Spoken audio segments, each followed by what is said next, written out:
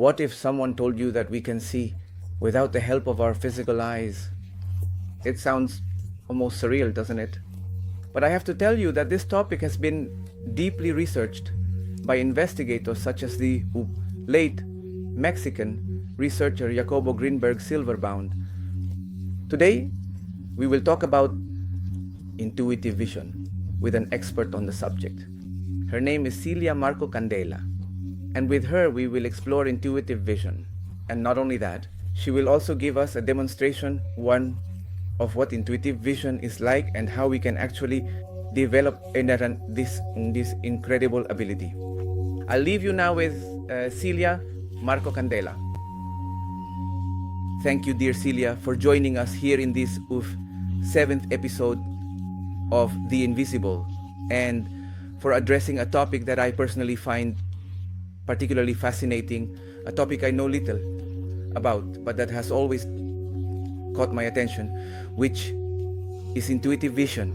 If you think about it, in a way, it relates to the name of this channel, which is the invisible, right? This ability that some people have or develop to see what is invisible to others. Celia, welcome to this new episode. Thank you for accepting the invitation. Thank you for inviting me. Celia, I wanted to ask you the key question: what is intuitive vision? Well, look, intuitive vision is the ability to see what is in our immediate physical environment, in our physical surroundings, but without using our eyes. It would be a way of perceiving this environment, but entirely with the eyes covered. In any case, the term intuitive vision is a name that was created by a school, an Institute of Intuitive Vision here in Spain. But in the rest of the world, there are different names for it, depending on which country we're in. Yes, I understood, for example, that in Mexico they call it something else. Extraocular vision, correct. Extraocular vision. I've also heard the term dermo-optic vision, which I don't know if it's the same thing, but I've heard that term as well.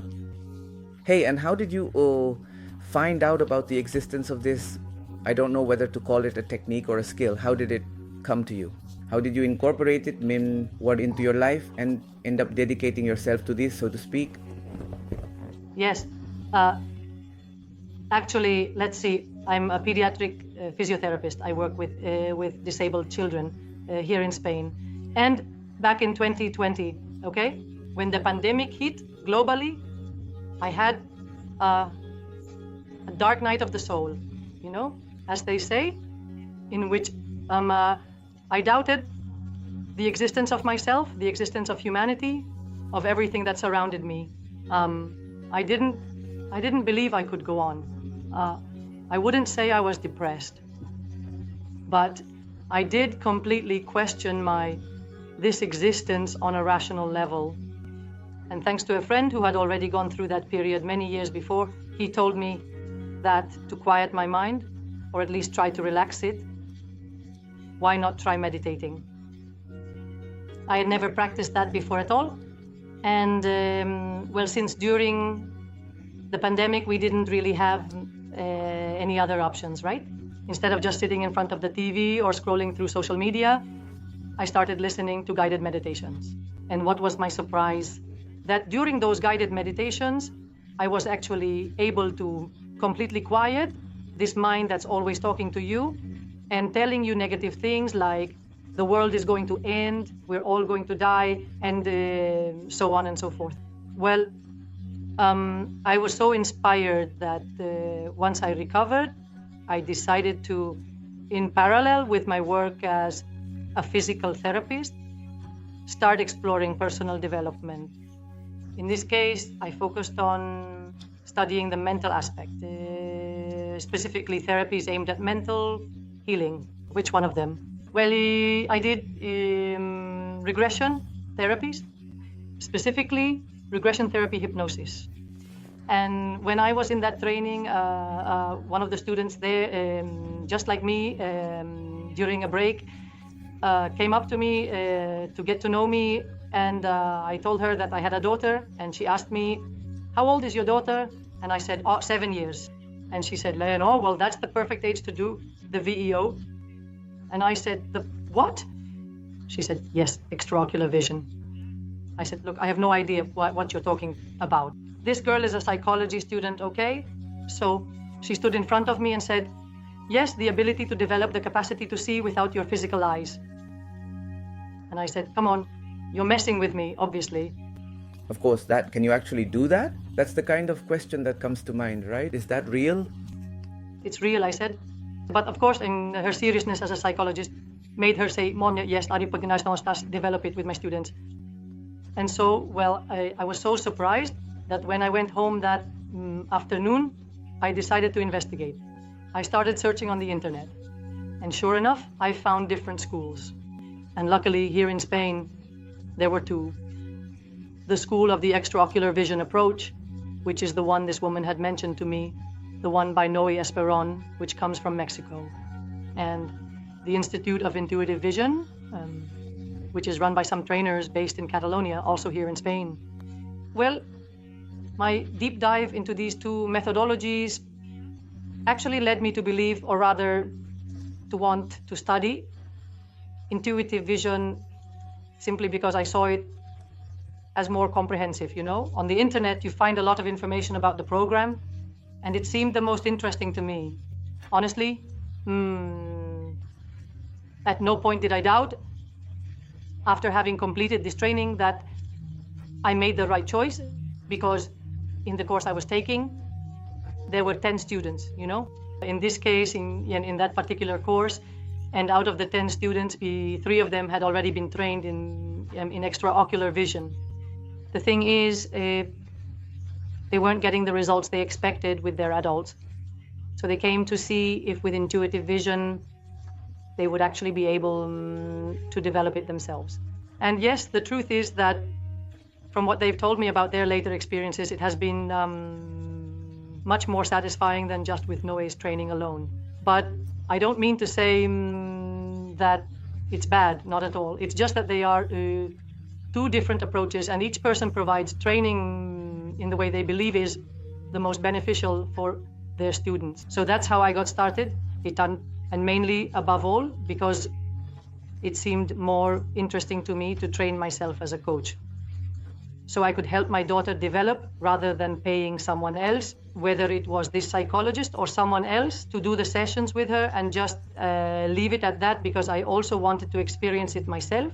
So I said, well, I'll train myself, I'll try it out on myself, on my daughter, and if someone else comes along, and look, someone else actually did come along. And to this day, many students have come through my center. That's great. Hey, so what's the origin of intuitive vision?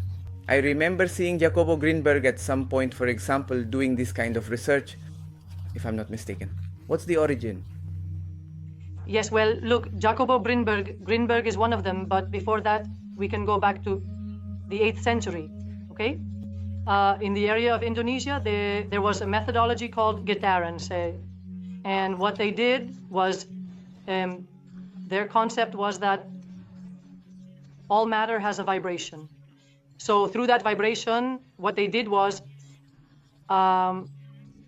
they trained the military, and we're talking about a kingdom in the 8th century, okay? So that with their eyes blindfolded, they would have or be able to dodge their opponent. That martial art is called merpati putih. It's a bit difficult to pronounce, but nowadays there are many variations of it on the internet, and even on YouTube channels you can find clips of people who are specialized in this martial art. Later on, after this, we would find accounts at the European level, which for me is the closest, logically, approximately 100 years ago. In France, the first book was written, at least the first documented one, by Jules Romain, who is an author that was nominated 18 times for the Nobel Prize in literature. So he's definitely not a nobody. And this man was a biologist, but he also studied humanities. And what he did was, by chance, he actually found people, in this case, it was a blind boy, who was able to see when he put on a blindfold. I don't know how. He explains it in the book. The only thing is, it's in French, and I understand French, but there are some little things I miss a bit. But it's very interesting, because he even went on to present it at a scientific level. What happened that these people, right? The thing is, the French scientific community dismissed all his work, and so it ended up being just an anecdotal experience. But the book still exists, and you can even download it from the internet. And then after this case in France, around the 1960s and 70s, two girls also appeared here in the Soviet Union who were quite well known because they had this ability as well. They were also subjected to experiments in hospitals, which went on for 20 years. They would come and go, of course. They weren't hospitalized the whole time. These experiments were conducted, and it was concluded that they were able to read the vibration of the infrared light emitted, in this case, by colors, okay? And also that they were able to develop synesthesia with their hands when they touched objects. Well, more than objects, it was the same thing, right? What they had were sheets with drawings or images, and they were able to describe them using, well, what were the synesthetic experiences. I'm not sure if you have a clear idea of what synesthesia is. You know, it's the stimulation of when we stimulate now one sense, okay? For example, the visual sense, at the same time, another sense is automatically triggered, one that has nothing to do with vision. It's, for example, the experience of seeing sounds or smelling colors. In my case, for example, when I was practicing to develop intuitive vision, I was able to pick up an object, okay? For example, a glass, any glass, and my perception would become heightened when I smelled it. In this case, it's the orange, okay? I had the blindfold on. What I would do was smell it, and I would get the scent of an orange, you know? And then my mind would associate the smell with that. If it was green, then with mint. If it was red, with strawberry. It doesn't always have to be related, you know, to a memory we have in our mind of strawberry or mint. Sometimes it can be random, blue. My daughter, for example, when I developed it in her, would tell me that blue smelled like coffee to her. I said, but what does that have to do with it? She said, I don't know, Mom. It just smells like coffee to me. So that's that. And after what happened in the Soviet Union with these girls, then came the studies around 1980 by Jacobo Grinberg. He dedicated himself a lot to studying consciousness, but coincidentally, he also stumbled upon a part of extraocular vision and enjoyed investigating and delving deeper into it.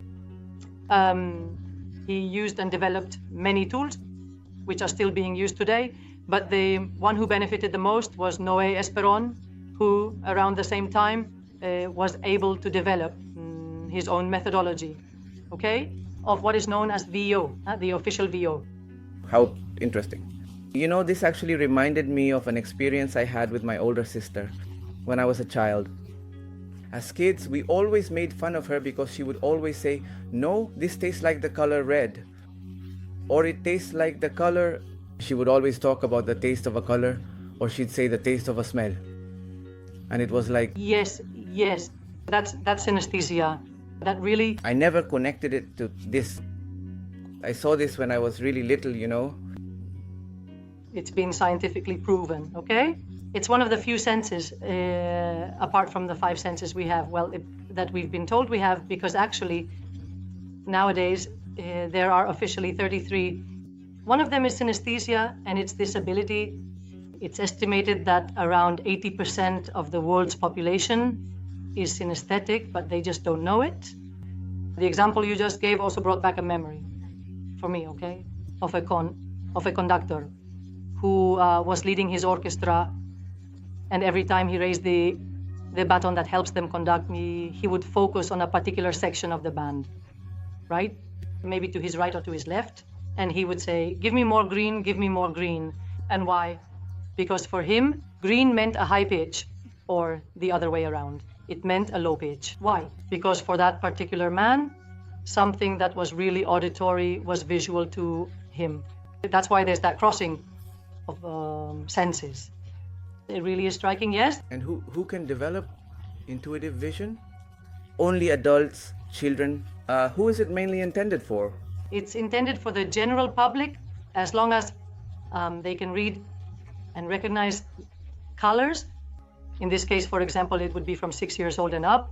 Before that, it's not recognized because a child under 6 isn't able to read. So, mainly because what will be trained is this reading ability through intuitive vision. You can perfectly read with the blindfold on a calligraphy book in size 12, Times New Roman, for example, which is really tiny. It doesn't need to be in uppercase or in large print. Any kind of reading would be possible.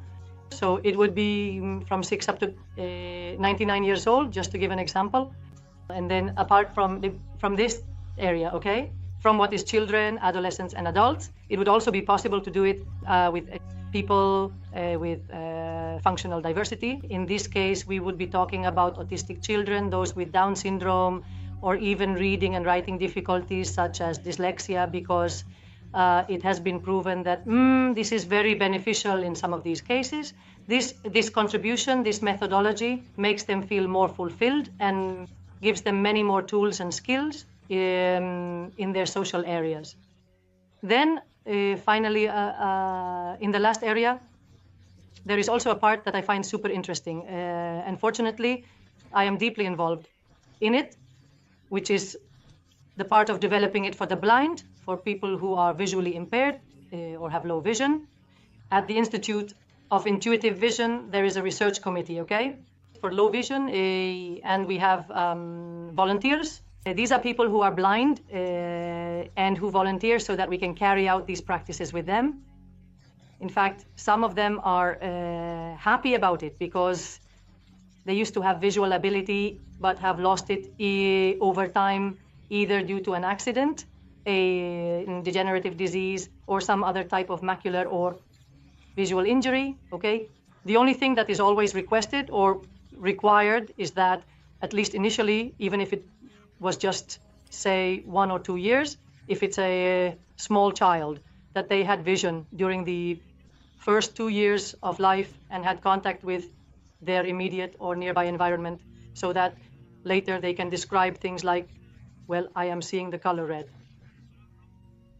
I completely agree, and that's the question I was going to ask you, whether it was possible to do this with people who are blind from birth, but you've already answered the question. And I imagine that for children, it's easier, right? Developing this ability comes much more naturally to them than to adults. That's what I understand. Is that correct? Yes. There are several characteristics that make it that way, simply because of what is one of the antennas, okay? What we call antennas, which are one of the receptors we have to perceive. This subtle information is the pineal gland. And through scientific studies, it has been concluded that up until about 12 years of age, it does not calcify. This calcification, for various reasons, leads to this gland actually becoming obstructed, right, around it, and it has less capacity to perceive. That is subtle information, and in this case, intuitive vision. Then, on the other hand, there's also the fact that children are more used to working with images, right? That is visualization. If you give a child a stick and a circle, they'll start playing because they have so much imagination. But not an adult. An adult has already lost that capacity for imagination and, well, the more visual ability. Another characteristic that children have, which adults don't, is that until about 12 years old, just like when we talked about the calcification of the pineal gland, they are always operating in alpha brain waves.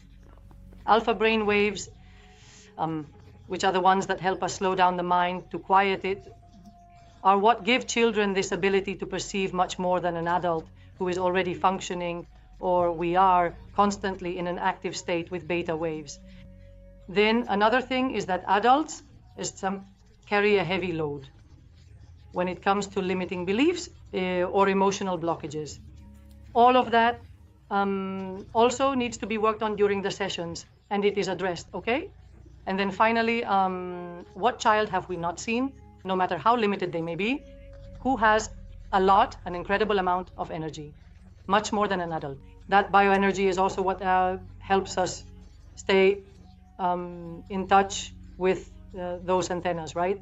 That we have, which I'll explain in more detail in a moment, aside from the pineal gland, that help and make it easier for them to make contact much sooner than an adult can. What abilities can be developed by working on intuitive vision? Well, look, besides intuitive vision, we can also develop what's called expanded intuition. As we've said, intuitive vision is the ability to see our immediate physical surroundings, what's around us, without using our eyes, directly with the mask on. And expanded intuition is the ability to get answers to questions. Mom, we ask ourselves, but without having any prior information about those questions and without needing to be in our immediate physical environment. So what does that mean? For example, let's say we ask ourselves, we've lost some keys. Where are those keys, right? That would be developed with expanded intuition, no?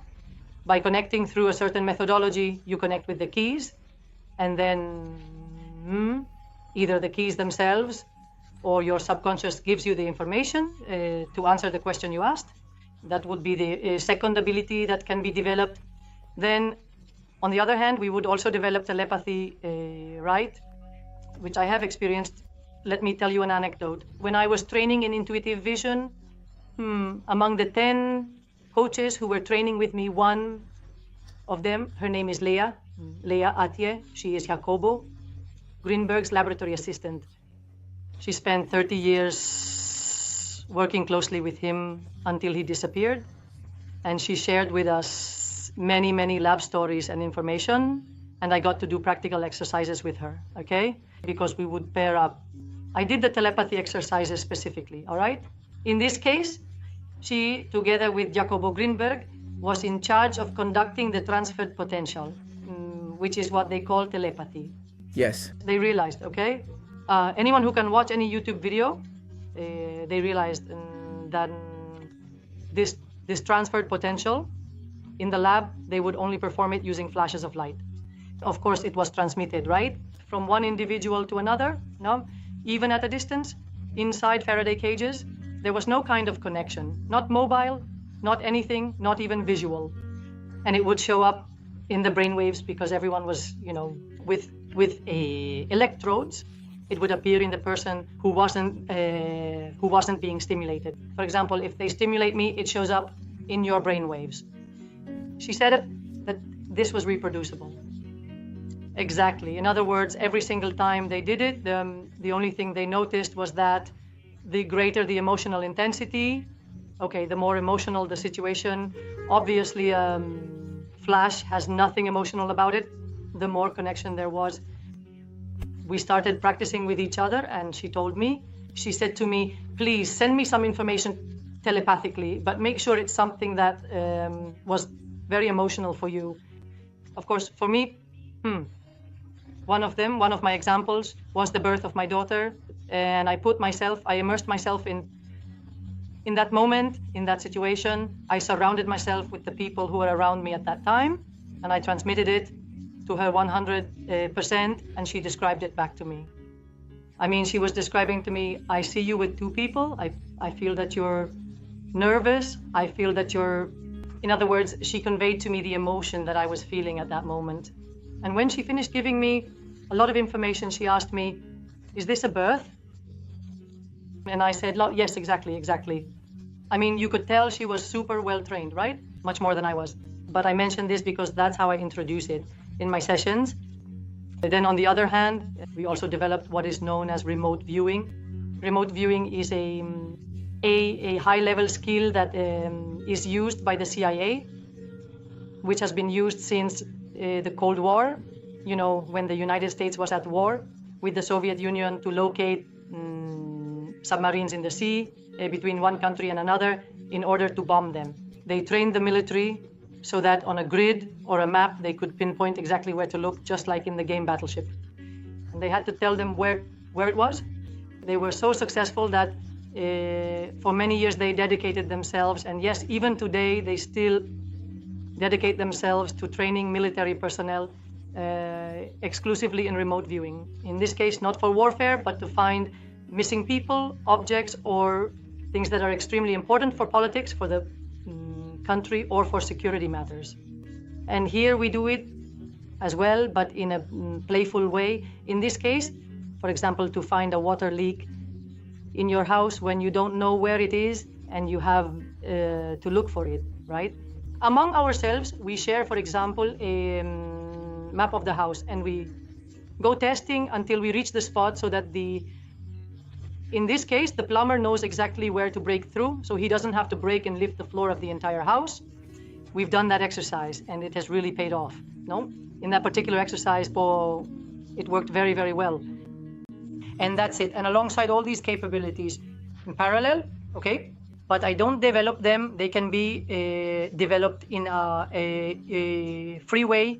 Mediumship could appear because as we work with extrasensory abilities, there are times, in this case, more often in children than in adults, because they are more open to it, not for any other reason, to go through parallel worlds, and some kind of entities could appear, right? Always, normally, it doesn't have to be anything bad, they're always positive. And there's a way that we show the child or the adult, if they're not open to doing that kind of practice, how to close it off and how to stop perceiving. Then there's also the perception of auras or energies, which my daughter started to develop as a result of these exercises. She would tell me, "Mom, I see people with colors around them." And I would say, "Oh, but where?" And she would say, "Here, from the shoulder, like this, up to the head." I'd ask, "And what color does that person have? Or what color does this one have? Or what color do I have?" And she would tell me, so I deduced that it was the aura. And finally, telekinesis also tends to develop unintentionally, because once you start to control that energy, again, in children, they rub their hands, place them in front of the typical stick with a piece of paper on top, and it starts to spin, or even just mentally. They've managed it with just their gaze, okay? It's really interesting, honestly. Ultimately, what I see is that intuitive vision or extraocular vision can actually serve as a trigger to enhance other areas of the psychic field more than anything else. And do you think that people, for example, an adult who has many years of meditation experience, who already has the ability to slow down their mental rhythm, would technically have an easier time developing extraocular vision? Correct. A lot of people who come to me as adults, that would actually be the positive side of being an adult and not a child. Children aren't trained in this ability, when it comes to meditation. Similarly, a child doesn't have as much verbal ability or dialectic skill to describe a card we might give them, not just visually, but also emotionally, or in terms of what they feel, right, about that card. But when it comes to meditation, an adult can come in with a lot of experience in that area and have a connection with their consciousness, or with their awareness, depending on how we want to look at it, let's say with both. And this ability, if we go back again to Jacobo Grinberg, this gentleman delved deeply into the subject of consciousness, because for him there was something called the alati, right? This alati, which is the biocampo, or the quantum field that exists on a global level, is in constant complement or interaction with the energetic field, or rather the neurological field that we have, right, around in our head. And between them, what they would develop is something like a mesh of universal information. There is a lot. Science normally says that consciousness comes after the mind. And Jacobo said exactly the opposite, that it was the mind through consciousness that made the connection, right? With this heartbeat, with this field of information, with intuitive vision. Regarding what you were saying, for people who are not familiar with the work of Jacobo Grinberg and what you were describing, there is a book called Synergic Theory by Jacobo Grinberg, and there basically he synthesizes this entire theory, which is what you are talking about. Celia, and what are the benefits in general that you see? We've talked about many benefits, but maybe you want to go deeper into some of the benefits of intuitive vision. Yes, well, look, the benefits can go in two directions. The first would really be directly related to the benefits of obtaining intuitive vision, okay? Being able to see directly with the blindfold on, or, well, it's not even necessary. Once you have it activated with your eyes closed, you would still be able to see the objects in front of you or read a book, and so on and so forth. For me, one of these benefits, and one of the most important ones, well, that's my personal opinion, is that you don't strain your eyesight, okay? People who wear glasses, in your case or in the case of my daughter, who is farsighted, being able to see with your eyes closed, okay? Whether it's inside the blindfold or without it, is much better. I mean, it's clearer. Even if you have 8 diopters of myopia, it doesn't matter to me, okay? Let's go back again to the topic of blind people. If a blind person can see, then someone with myopia should be able to do it even better, right? So, well, I'm going to make a small parenthesis. For a blind person to see doesn't mean that their vision is restored. Be careful, that's not guaranteed. What is guaranteed is having a greater perception of their entire environment, whether it's the immediate surroundings, which would be intuitive vision, or farther away, which is expanded intuition. Well, so coming back to this again, the benefits of developing this intuitive vision as well as the parallel ones, okay? In this case, the parallel benefits would be those that come from having gone through the process to reach the final goal of developing intuitive vision. For example, these meditations that are done, I'll describe them in a moment, because we have to rely on 4 pillars. Really, the protocol the structure for developing intuitive vision is based on 4 pillars, and each of them has its own benefits. It doesn't matter if you're an adult, a child, or a person with functional diversity. Mora pose, they are universal. We start with the first one, okay? With the first pillar. It would be the pillar of quieting the mind itself, because who, while awake, is able to perceive their subtle environment? No one. So for that, we have to quiet the mind. There is scientific data that says the conscious mind is able to perceive 40 stimuli per second, while the unconscious perceives 20 million stimuli per second. What does that make you conclude? That we are completely insensitive to this subtle information around us? Absolutely. For that, as we've said, we need to quiet the mind through exercises such as meditation and breathing techniques. There are guided meditations and conscious breathing exercises that are specifically designed for this purpose, okay? These exercises, which will be done through guided meditations or conscious breathing, will always be performed with the blindfold on, okay, on the student. In this case, it is used for 2 reasons. First, to make sure that the student can't see anything except the darkness inside the blindfold, obviously. And secondly, because the darkness will activate the pineal gland. It's an organ located between both hemispheres, okay? It's a small organ that is responsible for producing the hormone melatonin. This melatonin is what induces us to sleep when our levels are very high. In this meditation, we obviously don't let the student fall asleep.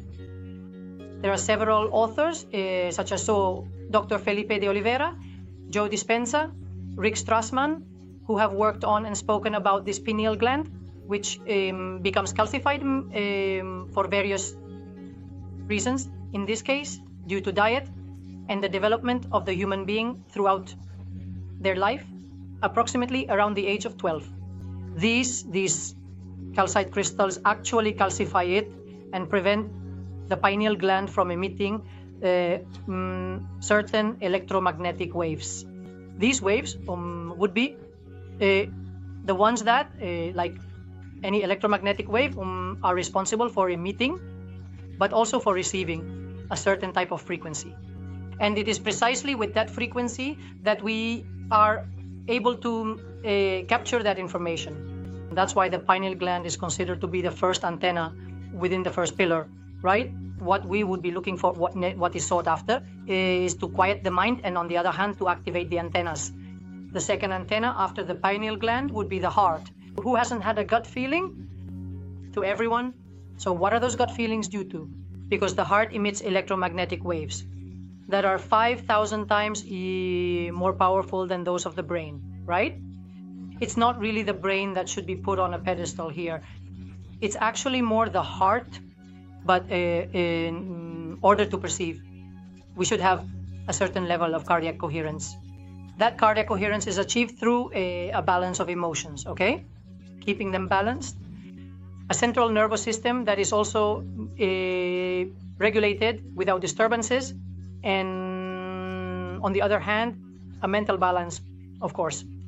All of this together with breathing exercises to raise the energy inside at the level of the heart, to increase that coherence, and with meditation exercises dedicated exclusively to raising emotionality, help to achieve that coherence and make it, it's the second antenna. And finally, we would be talking about biophotons, which were discovered back in 1976. A scientist, a physicist, Albert Popp, if I'm not mistaken, deduced that these biophotons are emitted by all the cells, in all the cells we have throughout the body, to communicate with each other. And there are certain points where there is more current, so to speak, like the body's fiber optics, and they correspond exactly to the points of the meridians in traditional Chinese medicine. That would be our third antenna, which we also work with. In this case, this is on a personal level, okay? I use a quartz crystal, which is for people who aren't familiar with stones or minerals, it's a master quartz. This quartz is double terminated, which means it has 2 points. And what I do is activate those meridians by rubbing the hand. Well, the student does it, right? No, I don't do it. The student takes their hand and activates it, okay? In this case, there's a meridian that runs through the ring finger, which is one of the most powerful in the hand, and they rub the fingertip, okay? They rub the palm and go all the way up to the heart. And that's how that meridian is activated. So when I present a card with a drawing, for example, the student places their palm or with their hand, drags it over the card, and is able to perceive. That would be the development you mentioned earlier of dermo-optical perception. Well, on the other hand, I'm going to explain what the benefits of this first pillar are. As we've said, learning to quiet the mind, right? Because not everyone has this ability. I'm one of those people. I'm very analytical and logical. I'm always thinking, and it's hard for me to meditate and concentrate. Therefore, if we learn to quiet this mindset, we will have a greater ability to concentrate. And as a result, this greater ability to concentrate leads us to a greater capacity for learning, whether it's in terms of studying, like for children, or when it comes to developing our work as adults. Then another possible benefit that can be obtained is gaining extrasensory abilities, not just intuitive vision. Intuition develops by 200%. When it comes to making decisions as an adult, or when choosing extracurricular activities. For example, a child will always be guided by it, because this intuition, which is the foundation of the methodology, is like that inner compass everyone has inside. Then we move on to a second pillar. This second pillar, which is the basis for the development of the technique or methodology, is about the ability to visualize.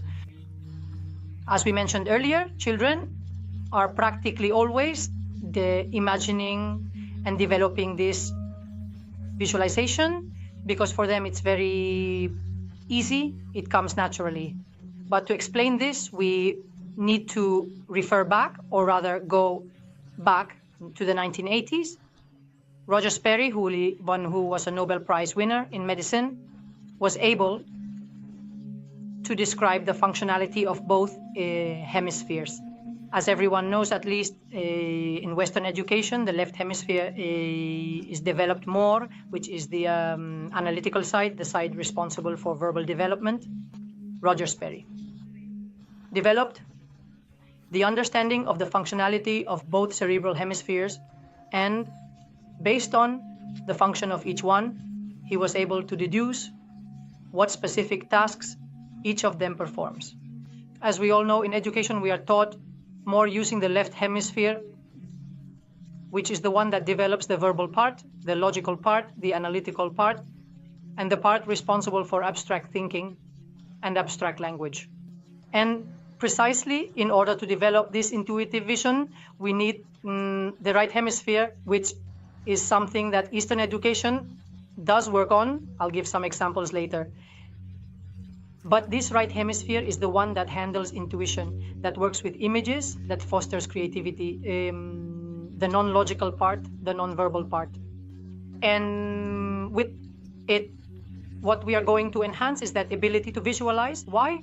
Because a tool is offered to all students, which doesn't necessarily have to be presented to them, but it makes it easier for them to perceive better. In this case, it would be a little screen. On a mental level, there's an exercise which I'm going to give you now, for example. I want you to close your eyes for a second and imagine the word tree. Without opening them, I want you to describe what you're seeing. Are you seeing the word, or are you seeing an image? And where are you seeing it? I'm seeing an image of a tree, and I'm seeing it as if it were on a horizontal screen, a little bit to the right of the screen. And I see a tree, literally. And is that screen in front of you, inside you, or behind you? It's in front of me. You can open them now.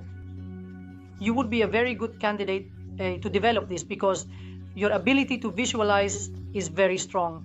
Normally, I asked you to visualize the word tree, not an actual tree. And your mind already led you to see it as an image. This communication that we need to establish with our intuition is usually always developed through images. That's why the second pillar is so important. And there doesn't have to be a little screen appearing. Even for me, if I close my eyes right now and try to visualize my favorite dish, I can see it, not on any screen, but for me, it's not in front of me, it's inside me. So my ability to visualize exists, but it is not there before. It doesn't matter where it appears. That's irrelevant. Ideally, we should be able to do it. There are students to whom I say, imagine a white dot in your darkness with a blindfold on, and they're not even able to imagine a white dot.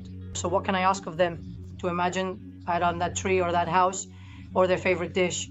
That's much more difficult. That's why I told you that you're a good candidate to do the intuitive vision sessions. So going back to what the little screen is, for example, as it's known in the Silva method, which also works with the little screen using 3, 2, or 1. In this case, I trained in it online, and it was very instructive. Then there's also another Russian method called the Bronikov method, which also develops these abilities, ultimately aiming to achieve vision, not calling it intuitive vision, but the goal is the same, to see with the blindfold on. And finally, there is the Japanese educator Makoto Shichida, who was a highly recognized pedagogue in Japan. He was one of those who developed the ability for all his students to visualize little screens, because he wanted them, especially in mathematics, to develop an abacus, the kind with beads that you move to make calculations. But in this case, he wanted it to be mental, so they wouldn't need to have a physical abacus in front of them. He was quite surprised that after many years of research, he realized that not only had all his students reached that level, but some of them had even managed to project information onto that little screen, such as knowing what was hidden inside a drawer, knowing what was inside someone else's pocket, or what was behind a door. Here, we would be talking about enhanced intuition. Then, the benefits of this pillar are the improvement of visual abilities, right? It also involves development and improvement in spelling as well, okay? Because photographic memory is also greatly developed. I had a 12-year-old student, in this case, who was very smart, you know? At school, he got very good grades, but at one point during an exam, they asked him a question, and he couldn't remember the answer. Of course, in an exam, you can't bring a cheat sheet, right? Because that's forbidden, but no one forbids you from closing your eyes. And at one point, he closed his eyes, focused to search within himself for the answer to that question they had asked him. And he told me afterwards, he said, wow, Celia, you can't imagine how surprised I was when I closed my eyes, thinking about that question, and the page from the book I had studied appeared right in front of me, the whole page, laying out the answer to that question. I asked, and did you write it down? He said, of course I did. I wrote it down exactly as I saw it. Why? Because he developed this photographic memory that he hadn't had before. It's very important for both adults and children. Then, on the other hand, we would move on to a third pillar. And the third pillar would be one of the most important ones, because it's the one that holds us back, that restrains us, that doesn't let us move forward. Beliefs, limiting beliefs, and emotional blocks. It's something that adults, as I said, usually carry heavily in our backpack because of all the experiences and situations we've been through. So what we aim for with this pillar is to work on these beliefs, to eliminate blocks, to get rid of limiting beliefs. This is done through a series of, we have several exercises. One of them is done through theta healing, okay, which is the removal of this programming that we have in our subconscious. Another method would be through synchronous narrative therapy, which is like a series of stories now, where we have the students insert themselves into the story as the main character, right? It's a way to trick the subconscious a little bit. And the student tells us the ending of the story, responding to what we want, based on their experiences and their blocks, so that they can then become aware of them and we can help eliminate them. Another way we can work on this is through projective image tests, where just like I had you visualize an image, I ask you questions about that image. And based on your answers, like whether the tree had a thick trunk, if it had dry leaves, if it had green leaves, according to that psychological aspect, it will tell me which archetype, because this type of therapy, both narrative synchronic therapy and the therapy using tests, are based on Carl Jung, on the 12 behavioral archetypes, and it will reveal which archetype you are currently in, right? This archetype, which is a generic archetype at the level of humanity, right? Let's say. And so that part would also help us to get to know ourselves, in this case, to get to know you and to be able to understand where you are and eliminate it. And then if you come to me saying, Celia, I'm afraid of the dark, logically, the moment I put a blindfold on you, you won't be terrified because you know you're in a safe place, that you're with me, that there's light, even though you're within that sense of security. But we would work on that fear, that phobia, to eliminate it as well. So the benefits of this third pillar would be, on the one hand, an improvement in self-esteem, because once we've eliminated that belief of I don't know how, I'm not going to be able to, right? Which again is our mind telling us you're not good enough, you're useless, you're not going to make it, right? Well, at that moment, when we eliminate that ability, or rather that belief, you're going to gain the benefit of having greater self-esteem, of getting rid of those beliefs, of removing those blockages, which will not only help us in the work of intuitive vision, but have also possibly held you back in life and in moving forward in many areas and experiences of your life. And finally, to wrap up, there's the fourth pillar, which, although it's the last, is by no means the least important. On the contrary, it's also very significant, and that is one of bioenergy. We said that children already have, by default, a lot of energy, which we as adults, because of tiredness, accumulated stress, and everything we deal with, simply don't have, even if you're a natural born athlete, okay? Of course, someone who is athletic obviously has much more energy than someone who is sedentary. But what we do in this pillar is specifically work on that energy to raise it, to increase it, and to direct it toward those three antennas we mentioned earlier. One is the pineal gland, another is cardiac coherence, and the third is at the level of the meridians. This would also be done through guided meditations and breathing exercises. For example, I don't know if you're familiar with fire breathing, which is done only through the nose, inhaling and exhaling very quickly. All right, so with this breathing technique, we guide the student so that it is focused and increases this energy at a central point, which would be like the pineal gland, okay? Among other things, and I didn't mention this before, when we bring this pressure created by the breathing to the pineal gland, logically, I'm not going to do it just mentally, that pressure is real. Inside us, in our bodies, when both the breathing rate and heart rate increase, it creates an internal pressure. This internal pressure, in this case from the cerebrospinal fluid, which is the fluid that runs through our spinal canal and surrounds the entire brain and neurological area, also exerts pressure now on this gland. What happens then? By applying this pressure, it decalcifies in the sense that it breaks up any possible calcite crystals that may be around it. Logically, the more breathing exercises or meditative work we do, since there are also meditations that involve bodily pressure, the more we help this calcification to disappear, and as a result, our inner energy also increases. And the benefit of this pillar would be precisely this, learning to enhance our vital energy, which would be useful for everyone in daily life, not just during intuitive vision exercises. Celia, could you show us what the eye masks you normally use look like? Yes.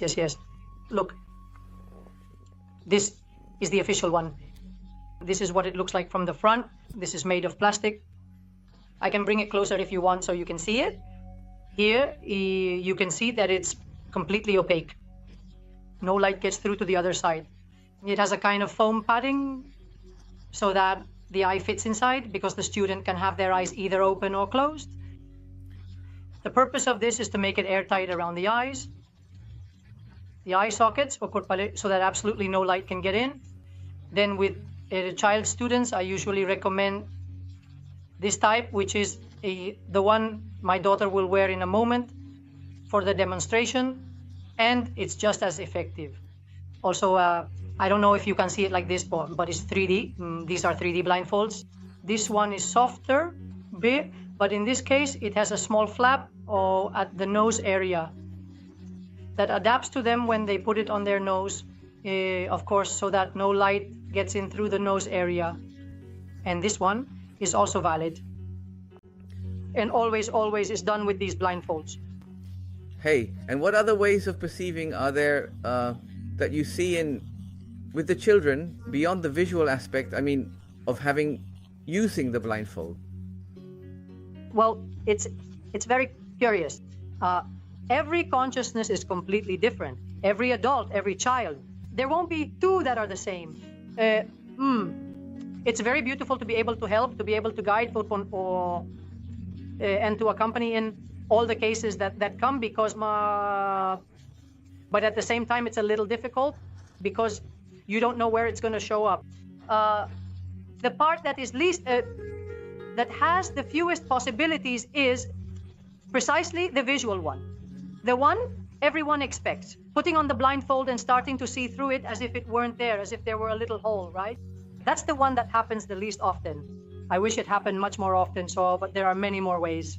Another one would be, that would be the visual, Another would be the mental visual, okay? Which is the one a person develops on their little mental screen, right? They're not seeing it through their eyes. For example, if their eyes are closed, the person isn't seeing or perceiving it as if they were looking through their eyes, but rather they see it inside this image, this little rectangular screen, that is generated. Then there are also, as we've mentioned, synesthetic perceptions, right? The perception through different senses. Among them is dermo-optical vision, which is seeing through the skin. The most common is that it's through the fingertips, as if the eyes were right here. They pass their hand over one of the cards, okay?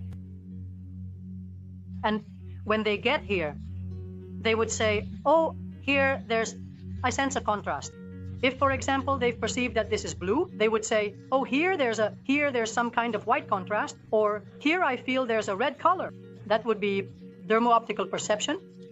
Then there's dermo-subtle perception, which falls within this subtlety. Dermo-subtle perception is also through the skin, but when it touches, it doesn't see. No, when it touches, it perceives. In this case, let's imagine they touch the rose, they would go, ouch, it pricked me. And how? This doesn't prick, okay? But the person receives that perception, that sensation, okay? It's another sense. It's not visual. It's another sense. Or maybe if I say, bring it close to your nose and they smell it, they would say, it smells like a rose or it smells like flowers, okay? This would be dermo-subtle of perception. Then there are others as well, okay? For example, perceiving it from and out-of-body vision. There are students who report, even if they have a random card or a little box with an object inside in front of them, they tell me, oh, I'm seeing it from above myself. In other words, they don't have the vision here, not in their fingers, not from behind, but it's like I'm seeing the card from above. And I say, what do you mean? Oh, yes, I'm seeing it as if my eyes were placed above me. And it would be part of their consciousness. Then there are other students who are able to perceive shadows within their darkness, because there is an anecdote called the caver's illusion, which comes from the fact that many cavers, after spending many hours locked in darkness, have reported that they are able to perceive the outline of their own hands, right? We also work with that illusion, because the student is able to perceive the outline of the furniture, the outline of the object that I give them. Even if it's a card, or in the case of the rose, the outline of a rose, they don't see the rose, but they see that outline and know how to draw it. Then there are others who they're wearing the blindfold, and suddenly they say to you, oh, I think my blindfold has shifted. And I say, why? And they tell me, because light is coming in from over here. First I tell them, no, don't touch your blindfold. Why? Wait, let's check something. I bring a card or a piece of cardboard close to the spot where they tell me they're seeing through the blindfold. I hold it up, and ask, what do you see? And they say, well, I see that it's blue, for example, okay? And I tell them, all right, then that's your light. That's your energy. That's your concept of energy that you have inside. And what we do is re-educate, okay? Or guide the student so that this little light, which is very small, starts to grow bigger and bigger until it can even reach the size, okay, of both sides of the blindfold. Well, we have a special guest here. She is Celeste, Celia's daughter, and with her we're going to do an intuitive vision exercise, a demonstration of intuitive vision. So I'll leave you girls to carry out your exercise. Okay, she will now put on the blindfold I showed you earlier. And she doesn't need any meditation or breathing beforehand, because she's already activated. Once children manage to activate, they don't need to practice afterward, because it's very easy for them to connect. Therefore, she is already able to see. For this, we're going to do a simple exercise, okay? With colored cards. I'm going to shuffle them. Now, she'll take them and say the colors one by one. Red. Perfect. Please.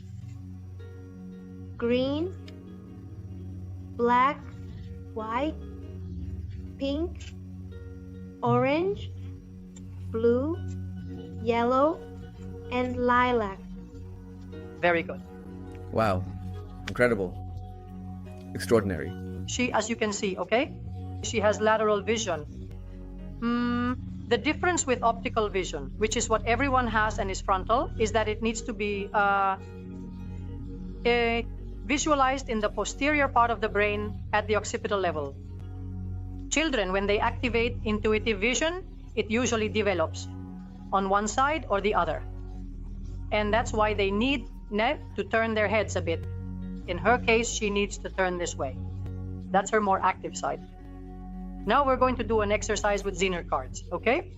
For those who don't know, Zener cards are cards that have 5 different symbols, and they're used at the very beginning to start the game with children, just like with colors and geometric shapes.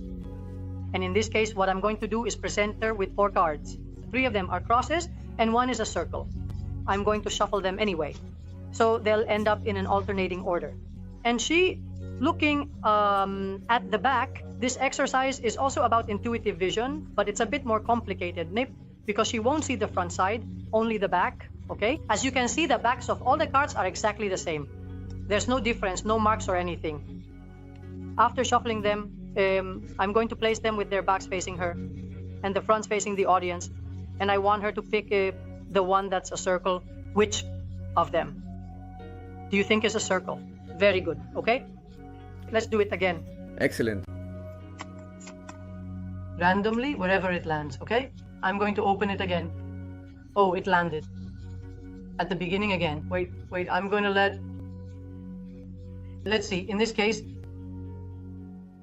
very good. She can see that she's at that point. Now to continue, we'll do another exercise with the 5 symbols. There are the waves, the circle, the square, the cross, and the star. I'm going to shuffle them, and I want you to choose one of them, the one you want her to pick, okay? All right, perfect. I'm going to hold them in both hands. I don't know if you can see them. Yes, I can see them. Which one do you want? I want her to pick the square.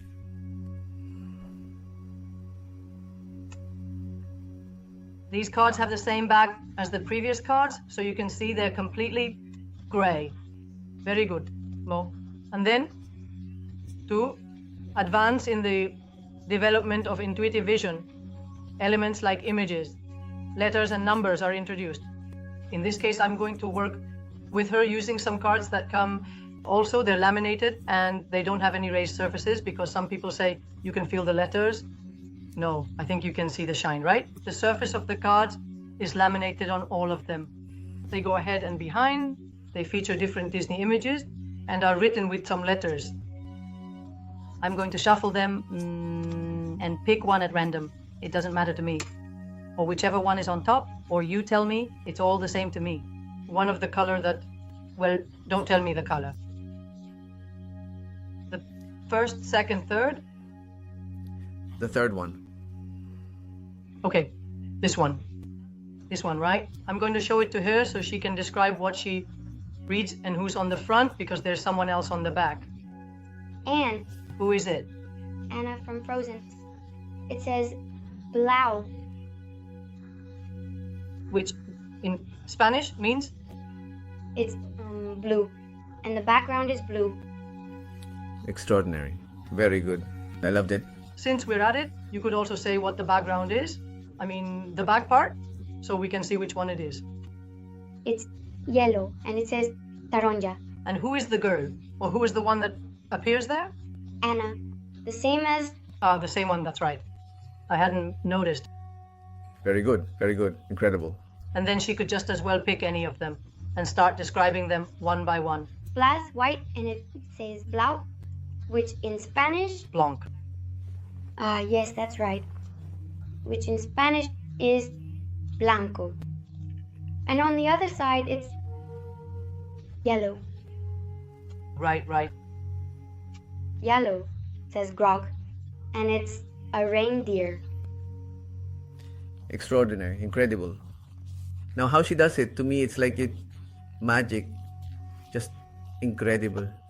Congratulations. Once intuitive vision is developed, she is able to do everything as if visually the blindfold had been removed. She skates, dodging obstacles. This summer we did a test underwater in our pool. I threw several objects for her to retrieve while wearing the blindfold. I let her put on the blindfold so she wouldn't cheat and open her eyes underwater. And she went straight to grab them and take them out of the pool. Because really, the environment we're in, whether it's air or water, that doesn't create an obstacle. Because if we start to look into it, as we've explained, vision doesn't actually happen through the eyes, but through consciousness. And it's something that surrounds us. So the environment we're in, whether it's water or air, doesn't interfere at all. So I imagine that she could also move around perfectly well, yeah? In a completely dark place, without light, and without bumping into objects, like any of us would. Yes, many children who initially have a fear of the dark, for example, lose it precisely because of this. Because they are able to get up at night to go to the bathroom without having to turn on any lights and without being afraid of the darkness, because for them, it's exactly as if they had the kind of night vision that the military uses. Exactly. That's incredible. No, truly amazing. Thank you very much for this demonstration. It's like how she tilts her head. She's tilting it to see better. Normally, we can activate both sides, but there's always one that's stronger. One student told me, on the right side, I'm able to see images. And when I gave him cards with letters or a book to read, he would focus with the opposite side, with the left side. I said, well... Okay. Like being specialized in different areas, depending on the side. Yes, Bob, but that's not universal. It's not the same for everyone. Each of us perceives it, and just as we develop it in a completely different way, then in practice, in daily life, there might not be anyone else exactly like you. Wow, that's incredible. So, several factors come into play. Hey, and children, here's a question that comes to mind. Normally, we're used to looking straight ahead from our face.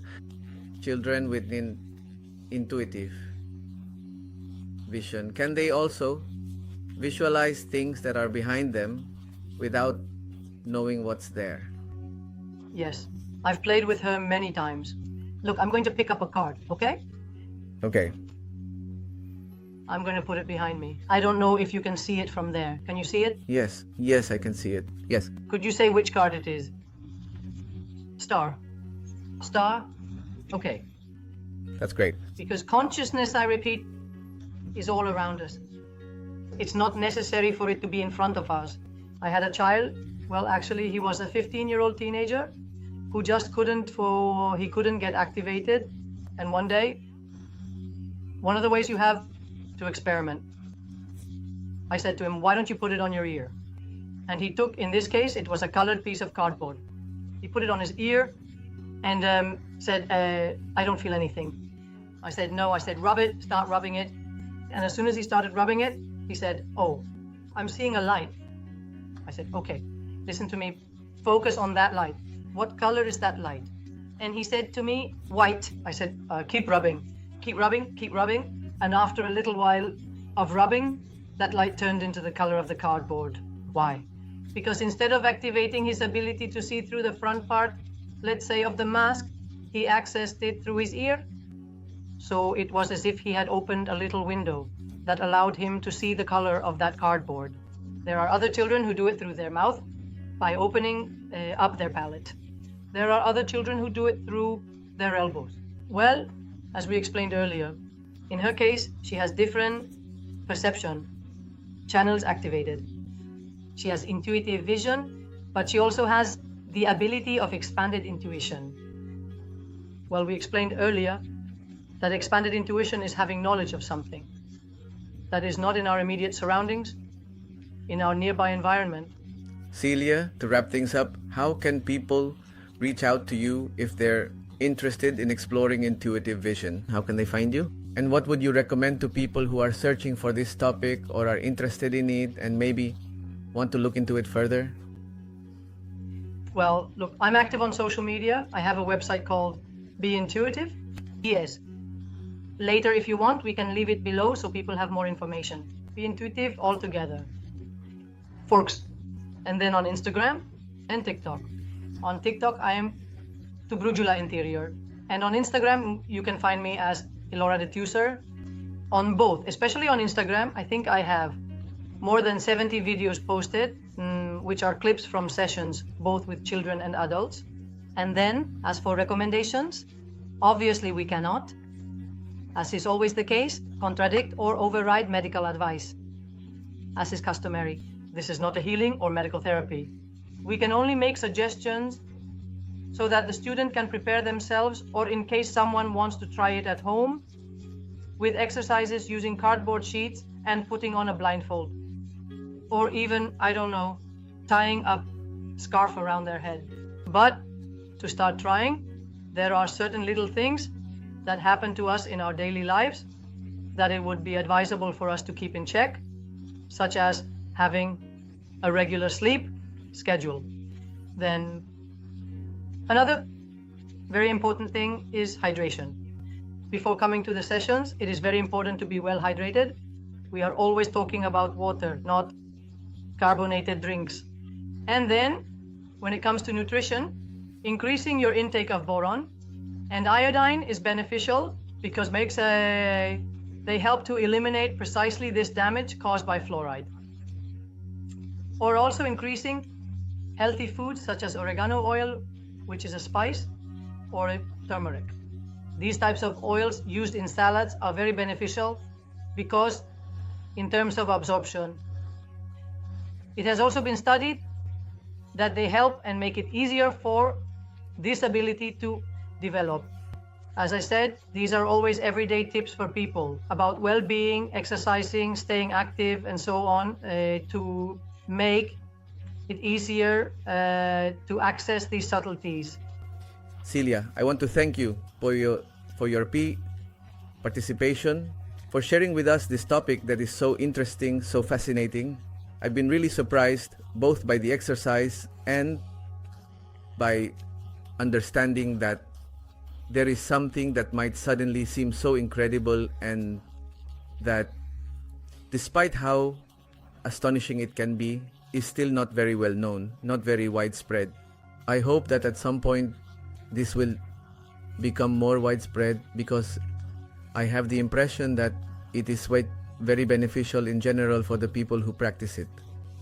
Thank you for sharing your experience, and that's all. We wish you all the best. I hope everything goes really well for you. And this is your home, so I hope we can see each other again next time. Thank you, Celia. Of course. Of course. I also hope it becomes more widely known. That's my goal. If anyone reads me on the website, I consider myself a stirrer of consciences in the literal sense, because many of the parents who have brought their children to me came in saying, yes, I'll give it a try. I think it could be beneficial for my child. And once they've seen that this ability has awakened in their children, they themselves are the first to be surprised. It's like, wow, does this really work? I say, look, you brought them to me supposedly, already aware. And they say, yeah, but until you actually see it, and especially in your own child, it's like, I can't believe it. I just can't believe it. And there's always that little bit of doubt towards the poor boy or girl. And the child says, no, really, go ahead, stand wherever you want, stand behind me, hold up your fingers, and let me guess how many you have up. Of course, if you do it in front, you might say, well, maybe the mask slipped. But no, if they do it from behind, then there's no way to cheat. So yes, we hope that the future, especially with all the children who are coming and with the global awareness among adults, will move in this direction, and above all, for the common good of everyone and of humanity. Thank you, Celia. Thank you very much. This is an extremely surprising topic that, honestly, I didn't have much information about. I find it very interesting. And if you enjoyed this video, please, as I always ask, leave a like, share it, and if you haven't subscribed to the channel yet, subscribe, so that the algorithm helps us reach many more people with these fascinating topics. See you in the next episode. Bye.